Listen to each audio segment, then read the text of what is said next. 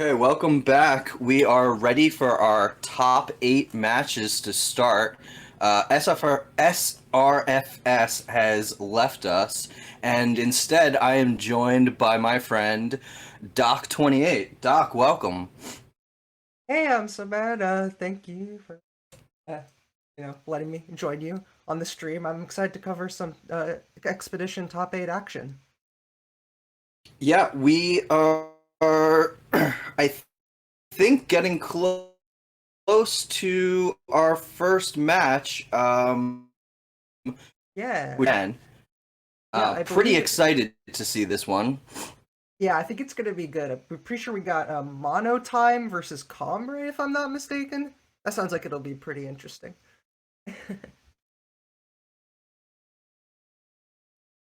I am super excited to see a mono time deck, even if it. Also, mlntn being a fellow team misplay member, I might be slightly biased there. What do we Just a little, just a what do we little. have to expect on Kroge's side? On Kroge's side, so Kroge is on Combre aggro. Is what he described it as, or what they described it as. Looks pretty straightforward to me. I'm just looking at these lists for the first time, so don't yell at me too much. But pretty straightforward. You got Dinosaur Nest, Lana, Javen, Furious Magniventus. Playing just a lot of the strong units, backed up by pump spells, a little bit of unit based interaction, and yeah, uh, pretty straightforward build overall. I like a lot of the things going on there. I like Watch Paladin in particular. Lunar Claw is nice. Uh, I don't know. We'll have to see how it plays out. I have not seen either of these decks play out, so I am going in a little blind, but looking forward to seeing how it shakes out. Yeah, I haven't seen any of these decks really either. I'm thinking though that all of the pump spells out of the Combre deck might give it the edge it needs in this matchup. True, yeah, definitely. When you look at the mono time deck, there isn't a ton of fast speed interaction. You have lured away, I suppose. You have some ambush units, but those don't really do a ton against like Finest Hour or Gavel's Insight, and so what that's going to do is going to make combat a lot more difficult for mlntn. It's also just going to mean that mlntn has to consider the pump spells in their mind all the time, which affects play patterns and decision trees and all that sort of stuff. So it'll be interesting to see how both players navigate, given that, and I think we are close to getting into, if I'm not mistaken. Yep, it looks like we're just waiting for mulligan choices. I don't think Croge can keep this hand. Well, so there is some inscribe. I think it depends. So Croge is on the play, if I'm not mistaken. Um, I don't think it's necessarily bad, right? So you can pledge one of the, or sorry, not pledge. I always say pledge. What do I do that? You can inscribe one of the inscribe units, and then you can Steyer's Eye something. It's a little bit risky because that's going to put you down on cards potentially. And it's a little depleted, a little clunky, but it has kind of all the tools potentially. So we'll see. I'm interested to see if Courage keeps it or not. Looks like they're gonna take a redraw. Ooh, what do we see here? So we got one tribe, two other power, and some threes. Okay.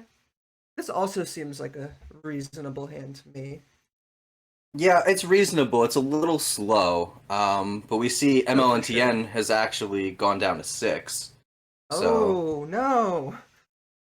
that's always devastating. And they have nothing early, really. Nothing till 3? Wow. Yeah, being on the draw. I mean, that's kind of a huge tempo hit, especially because like you think that like if you had all the information, you saw both hands. Well, I guess Croge drew a two drop to, this even worse. But like if you think about it, like, if you're on the draw and maybe you think your opponent like has a slower hand, like having two drops can be really good because it can kind of keep you in the early game somewhat. But Amontillon's hand is quite slow in this case, and Croge is able to get onto the board right away with the Iron Priestess, applying pressure, and Amontillon can't do anything this turn, and so this just allows Croach to keep playing cards and create a board advantage right away. Wow. Discarding the seat, which was the only time source in Kroge's hand, in Huh. favor of Fascinating. a Justice Sigil. I'm totally perplexed by that play. Well, is there any reason why Croge would want to hold up Defiance? Are there any like charge units worried about? I guess hmm, maybe that's a reason I could think of. Maybe they want to represent Finest Hour. It depends, but I agree. I am slightly perplexed, but uh, you never know, right? Yeah, no, I'm very interested to see how this plays out. Okay. So we're gonna remove the Javen.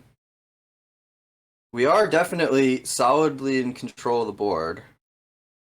I'm a little concerned about our lack of time. On the other side, mlntn's got nothing but time. Wow, that was a terrible pun. I'm sorry. I see you. I I, see you. I couldn't stop myself.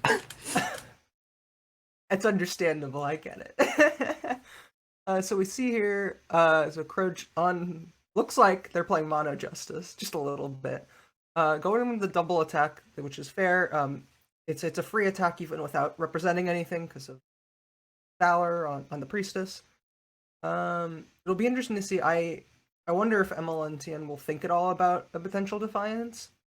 I could see it. I could see it being a line of consideration, just considering that Croach.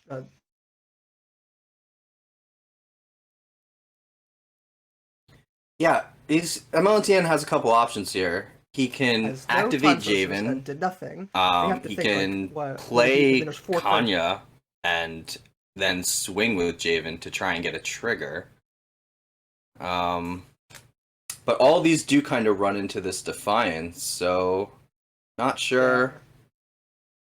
My feeling is you're gonna run into it no matter what. I like this line because it means that even if Croge like defiances Javen, um uh Mlntn will still have a 3/2 and a 2/2 on board because they've created board presence anyways. Whereas like if you I guess it's the difference between like a 5/5 Kanya and a 3/2 and a 2/2. Um Actually now that I think about that, I don't know.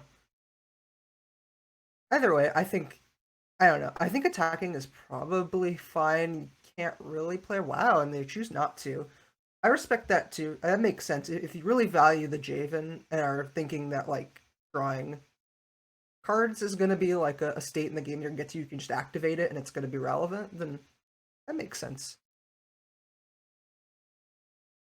Yeah, it does seem like MLTN is trying to kind of go wide in this matchup. He is a token deck, so that does make some sense, but we're so far behind in board presence that I'm not sure that that's going to work out. Right, yeah, and so we see MLN holding up the field medic, I presume. Um, that makes sense given that Emmeline's on the back foot, wants to gain some health back. Maybe potentially if bait the Iron Priestess to attacking and blocking it. But even that's a little bit risky just because like getting the weapon might actually be better for Roge than having the Iron Priestess on board. So it'll be interesting. I imagine that the field medic is mostly a life gain ploy, just trying to stay alive. Is there any consideration to using Lured Away on the Helena just because you are so little answers to flyers in the monotime deck? That could be. Oh, interesting. So we're gonna lure away the 1/1 thing. Okay. That potentially makes we're trying to, get towards like some kind of relevant like a 6 drop or like a sieve. Sieve. Is it sieve or sieve? I never know. I always pronounced it Civ, but that could be wrong. Yeah, who knows? But I could see like Civ being a relevant card. I guess okay. So Looks like Kroge going in for an attack. Field medic. Then Does gain life, which is certainly not irrelevant. thing. So mlntn did choose to block the Iron Priestess. Okay. It's an interesting line. We'll see how it plays out. My feeling was like my worry with that would be specifically that like if mlntn can't find like real answers to the flyers, you just throw the weapon on a flyer, go to town, and like it accelerates the clock by a turn. But if you're able to answer like the flyer, like say, then you're able to get rid of the weapon anyways. Um, so depends. mlntn also does have a copy of Disjunction if they need to just get rid of a weapon. Right, right, yeah, and looks like they have alert away, so they could, kill two birds with one stone, or one bird with a weapon with one stone. Alright, we see an attack in the air for 8.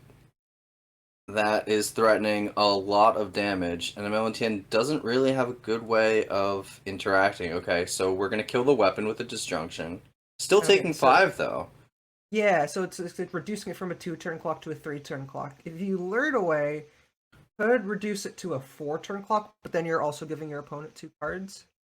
So I think that's another line I maybe would have considered, but it does like run the risk of Roach drawing something that can really like put away the game. Also, we have seen a pause from Kroge on multiple turns. I wonder if mlntn has figured out that there's at least one copy of Finest Hour in Kroge's hand. Yeah, I that's guess fair. it could be Finest Hour, it could be Gavel's Insight. I think those are the only pauses, right? Yeah, that sounds about right. I think maybe the plan is to save the lure away, like save maybe if Croge aggressively uses a finest hour to try to like say end the game in this spot, then you like alert away in response. Or play Humbug Nest. I did not see the Humbug Nest. Yeah, the Humbug Nest actually, it looks like it's just gonna end up chump blocking, but it You know is what gonna Humbug? keep him That's alive. a fog. That's a fog, sort of. So no block from Javen on the 2-2. I guess he did sniff out either the Gavel's Insight or the Finest Hour and elected not to block and make him use it. Yeah, it doesn't really change the clock to block, so it makes sense to just take it. Here, though, we're in a spot where so we have lured away up, and mlntn has seen the stop. I sense that. Is there an out? I'm not sure. I don't think I don't so think so. because he's got lethal without using the Finest Hour, and then we're gonna be forced to lure it away, and then the Finest Hour is pumps the 2-2 and it's lethal. I don't think there's any life gain in mlntn's deck.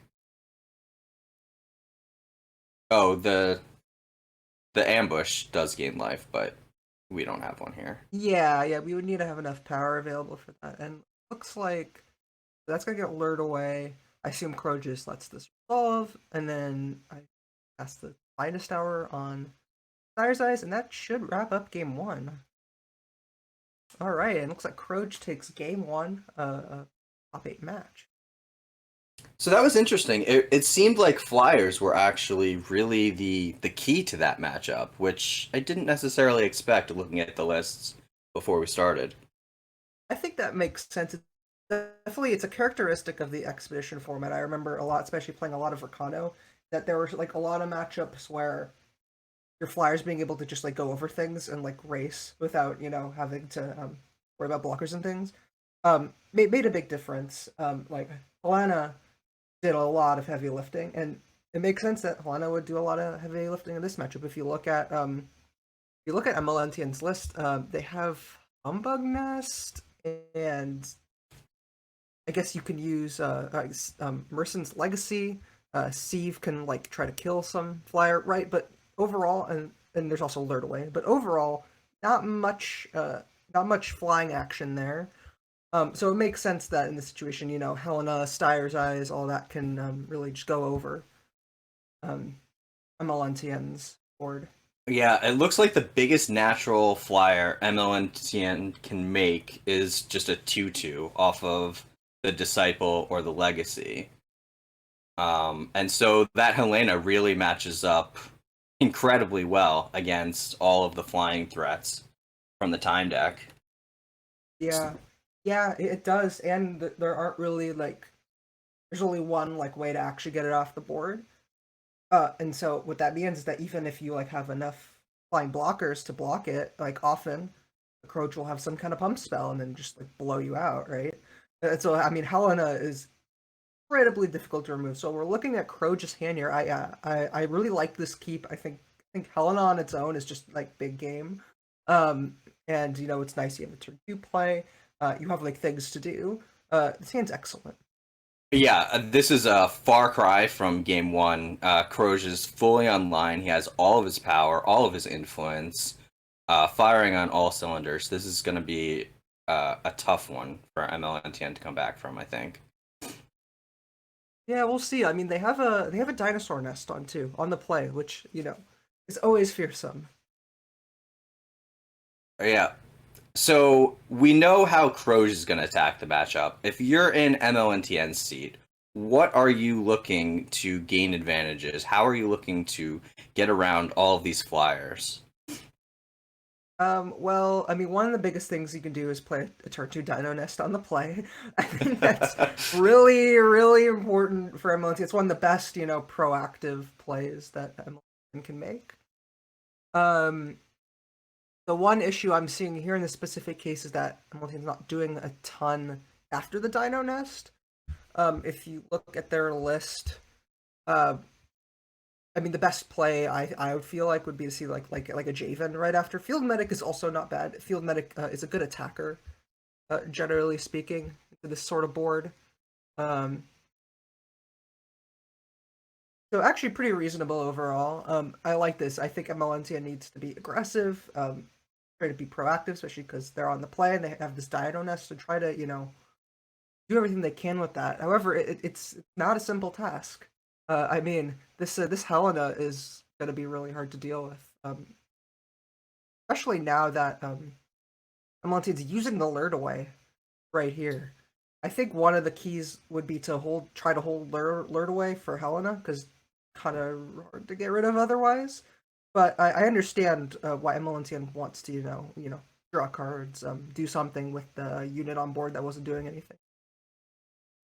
Yeah, absolutely. I think the Lurdaways are actually just in there for mostly card draw, it seems like, the way he's using Right. them. So it definitely seems like he's reluctant to use the Lurdaways on his opponent's units. But he Yeah. stopped 5 damage and drew 2 cards. That was a pretty solid Devour-esque card. Yeah, I think it makes a lot of sense in the short term. Right, it's an exchange that you feel good with in that moment. My and I just when I'm looking at it and I'm thinking about what are the ways that I lose, or the way that I if I'm looking at it from MLNTN's perspective and I'm thinking about the ways I lose, I feel like the way I lose is I have a Helena that I can't answer. But if you're drawing cards and developing your board, it probably does increase your chances that maybe you find another one at some point and you're able to snipe the one Helena, say for example. So I mean both make sense. I imagine that maybe my play would have been different, but I think MLNTN has really solid reasoning for their play, and I respect it. I respect it. It makes sense. Okay, so we see another field meta come down, ambush, gains a lot of life, and blocks, but doesn't kill the Terrius. Interesting that we didn't go for the double block to Did trade we? there. So field medic makes your whole board vulnerable to damage, right? Or is it just No, itself? only itself. Only itself. Okay. I suppose you could have traded a dinosaur. It basically would have been like trading one dinosaur for it. That kind of does get blown out by a combat trick. So I imagine that maybe the reasoning was I'm just gonna play it safe so I don't lose any of my board. Yeah, but I think that Kroge was tapped out and on Oh, contract that oh, turn. were they? Oh, yo, you're S- right. Yeah, So yeah. it In it that seemed like case, trading a 3/3 dinosaur for a 4/4 Aegis unit would have been where we wanted to be. yeah, no, you're totally right. Yeah, I did that. This Magnaventress is just getting huge, coming It's in with gigantic. all the rest of the heroes. And now we do see Terrius trading for 2 dinosaurs. Yeah, I mean, I think that's a good exchange for Kroge, all the way around. Having all that armor, I mean, like at this rate, Kroge can kind of just keep attacking. There is a field medic, another field medic in mlntn's hand that could matter potentially, but again, there's this Helena in the air that mlntn can't really deal with super well. Oh, and if Helena wasn't scary before, it sure is now at a 6/7. Oh my. All right, so we're gonna go for the alert away. All right, we're gonna alert away on it. Okay, thank goodness. I was worried there for a sec. I was like, oh my gosh, this Helena. It's good to see that MLN is willing to use the alert away, multiple different ways in this game, right? Demonstrating its utility in different contexts. Yeah, a Siege little is nice. disappointing that we had to ambush after using the alert away because we could have gained 1 more life, but we wouldn't have been able to True. contract. This is true. This is true. So giving killer to the field medic, right? Is there any reason we wanted to make a 1/1? Or is the goal here to trade with the patrol? Well, if we make the 1/1, the weapon eats it if we can't take the Oh, there's a weapon down. weapon. Oh my gosh. Wow. Reading, looking at the board explains the board. Oh my gosh. Gosh, I'm Also, really rusty on this commentary stuff, huh? yeah, the second killer on the medic makes it very difficult to block with the Right. Magnaventurous. Oh yeah, totally. Because the No, killer very heads attack up. actually won't even kill the field medic if it goes after the Magnaventurous because of Valor. Right. Yeah, no, this checks out. I really like it. MLNT's had a lot of power now. They might be able to activate Anya soon. So it looks like it seems like the board has kind of shifted. Yeah, well, not only can mlntn activate Kanya, but his last card in hand is Behold the Truth, which, Ooh, if I'm doing my math right, is very lethal. very lethal, not just slightly lethal, very lethal. I've gone after the third field medic came down. I've upped from slightly lethal to very. Hmm. uh, Yeah, +3/+3 and overwhelm to the team. I like it. Seems okay. Gaining the 6 life, I don't think even matters. Although we do have 11 points that we can block. Let's see. So if we kick Behold the Truth, that's 15 power plus another 15, so that's Six. 30 damage. He does not have enough to stop all that. Although, I guess if a Defiance was in the hand, he would be able to survive. So does MONTN go for lethal? Or do they play it safe and wait another turn? I mean, even if they, go for lethal and there's a defiance, I still feel. I mean, like it's not like Roach has good blocks, and they don't even have really good blocks. And yeah, that's right. So I don't really even think there's really a downside, because even if it's not exactly lethal, it's gonna like decimate Croge's board. Yeah, so we activated Kanya here, which is okay, but it does not give Overwhelm to all of his units like Behold the Truth would have. So, True. Can't you still is Behold the Truth a fast spell, or is it no, a slow no, it's spell? It's a slow. slow spell. Suppose Well, it's sort of hard for me to. Okay, well, the game ended. Croge did not want to figure out how to survive that attack, regardless of Overwhelm. Yeah, I think that's fair. I understand that. So That that was a makes sense really because interesting game because it looked in the beginning at least like Kroge was just dominating the board. He had control over the ground, over the air, and then in a matter of what, 2 turns, mlntn just developed a huge board and then lethal. yeah, I sense that there's this like certain breaking point at which like if mlntn goes wide enough and has the lord effect, the overwhelm effect, um that is a significant route to victory for them. Also, I think what you were alluding to earlier in the match when the dinosaur nest came down on turn 2, that was a huge difference between game 1 and game 2. Oh yeah, absolutely. Like I mean, that was huge. It creates a huge tempo, board advantage, all that good stuff. Um, Absolutely essential there. But in this game, Kroge is going to be on the play, so we're going to see how that affects things. Yeah, mlntn's hand right now. I imagine they will ship that. It looks like a one lander. Let's see, one power hand. Sorry. Kroge's hand looks a little slow, but it does have a lot of the ingredients you look for. We're gonna ship it. That makes sense. And this hand, I like this hand. I like this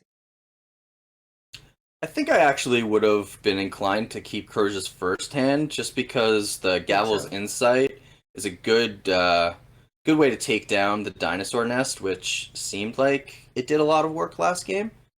That's Um, true. I think if Kroge were on the, that's hard to say because I mean Gavel's Insight's better at killing things on the play, but Dinosaur Nest is better on the draw, so maybe it's a wash in that sense. But yeah, that makes sense. I do like this hand a little bit better just because I really like Helena.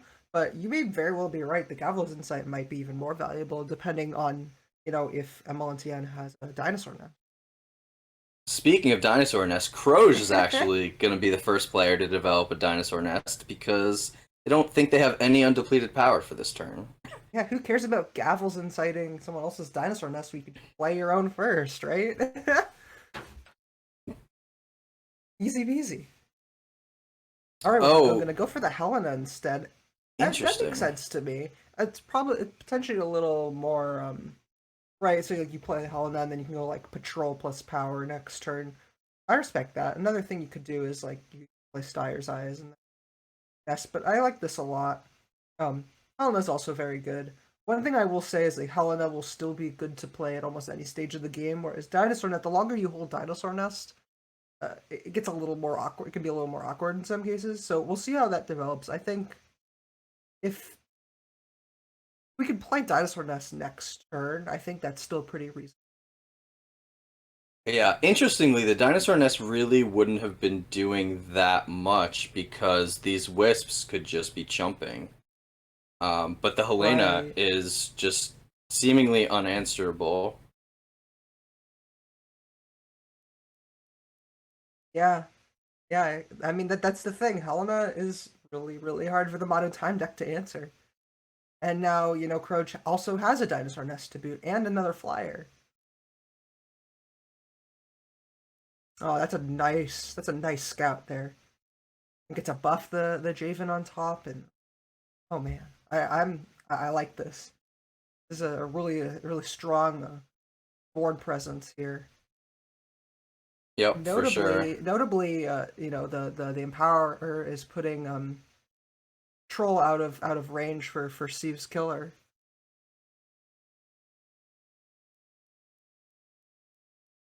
Yeah, and the Civ the first time got blocked by the finest hour, so Yeah, that's this right. Civ really is underperforming for MLNTN, and these flyers are looking like they're going to be a huge problem. Okay, it takes down the 2-2. Yeah, it's tough. I think maybe, and it's just kind of like hard to, uh, you know, from a while for, but maybe I wonder if maybe it made sense to make the 1/1 deadly before giving Steve Killer. I know it's really tempting to go for the patrol, but maybe you take the log view and are like, well, like Crow doesn't really have great ways to deal with a 1-1 besides the flyers, right? And so if it kind of disincentivizes them from attacking on the ground, because if they do, then you block with Sieve, and eventually Sieve comes back and gives killer to the 1-1. But that's like really like convoluted. I'm not sure that actually changes the equation much because Helena's doing most of the heavy lifting here, anyways.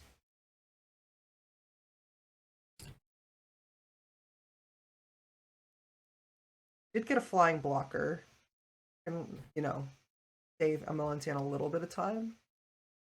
Unfortunately, it's only going to amount to a jump here. So, without a way of dealing with this Helena, we're in a tough spot. We've got 2 turns. But Kroge is really putting on the pressure now. Yeah, that's a huge board state. there's a lot of stats. And while mlntn has a bunch of cards, yeah, none of them really affect the board in a meaningful way.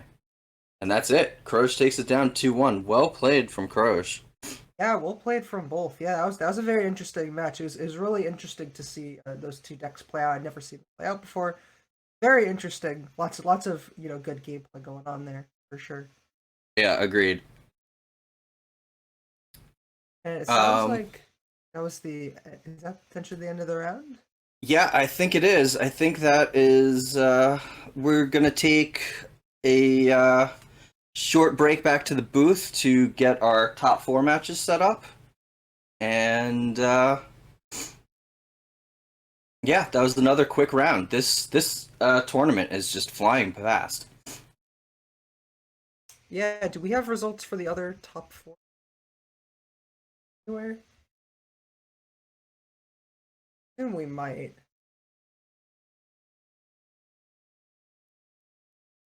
Alright, I think we're gonna get those quick. I'm guessing chat probably.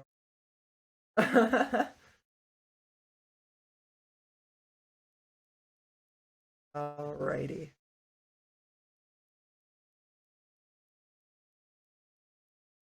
Okay, while we're getting our information up, we're going to take a quick break before the next round starts up. We'll be back in a few minutes.